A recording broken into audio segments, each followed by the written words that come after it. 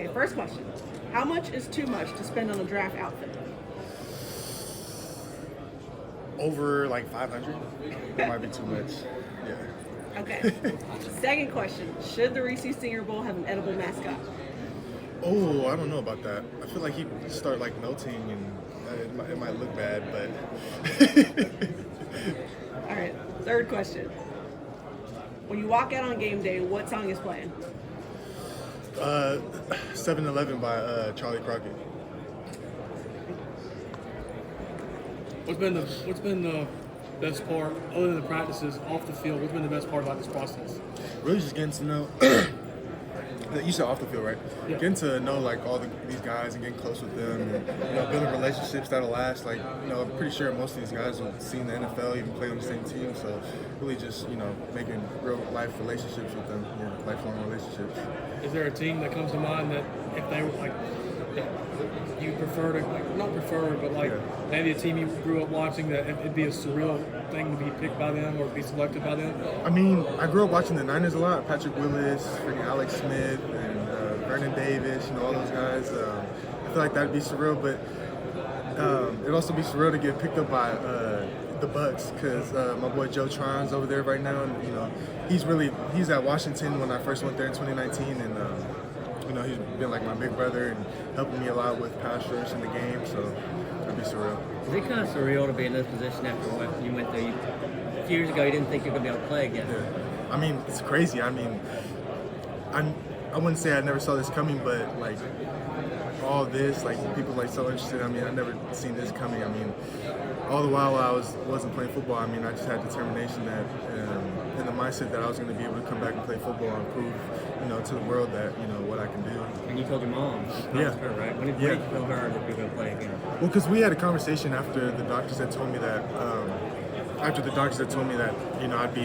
Wouldn't be able to play anymore, and we just had a conversation. I told her that I don't want to give up. This is like, I don't know when this is, like probably around March 2021. We just had a conversation, and I told her, I don't want to give up on playing football. Like I want to continue looking for any possibility I can.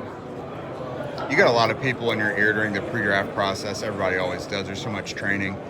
What is, whether it's something personal for you want to prove, or what's like the biggest thing people are telling you that you need to prove in order to go high in this draft?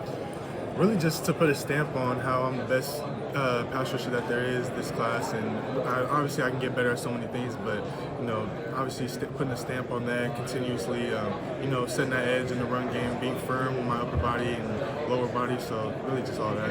Latu, representing Northern California, man. I'm from the Bay Area, so yeah, man. Always love to see that. I was born in Palo Alto. Palo Alto, Bay Area. I'm 415-925 over here. Oh, so. yeah. All right. Yeah, so talk a little bit about preparations physically, mentally for the next step, and then challenges, and what you saw from the Pac-12 that had a lot of success in terms of team and individual selections here at the Senior Bowl. Can you rephrase the question? Yeah, just the physicality side of it, mentally and physically preparing.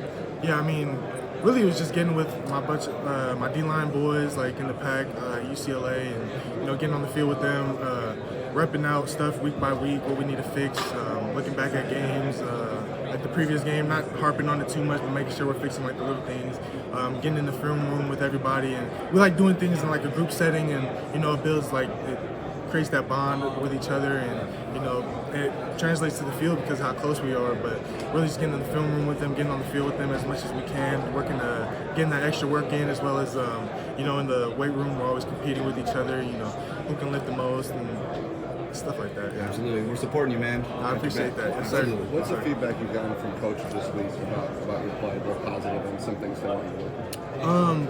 Really just continuously proving like I can pass rush, both sides, it doesn't matter, and just really being stout in the run game, making sure I'm getting my arms, striking each tackle, guard, whoever it is, and I'm firm in that area.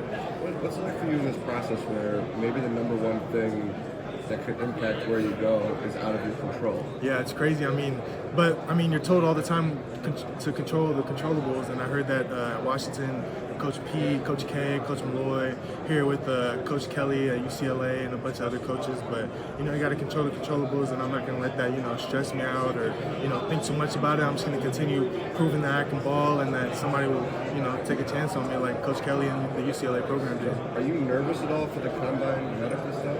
No, sir. You're just like, you're feeling good. How much does that come up when you meet with teams here? Do they bring it up a lot, or? They just want to know, like, kind of like the whole story from Washington to UCLA, but really, they really don't harp on it. And you think that your play last year, like, what do you think it told anybody who had doubts or questions? That I can continuously doing this on a consistent basis, and that, you know, this is in me and in my heart, and, you know, I'm going to continue proving that. You've been pretty productive through the first couple days. Put the pads on today, the one-on-ones, everyone, you know, looking at that. You've had a couple would-be sacks during the 11-on-11s. Yeah. Is there anything still for you to check off personally that you want to show on Thursday and Saturday? Really just continuously getting up in the tackle's grill and, you know, setting that edge, getting extension through my arms. But, you know, that's what I've been focusing on right after this practice. Yeah.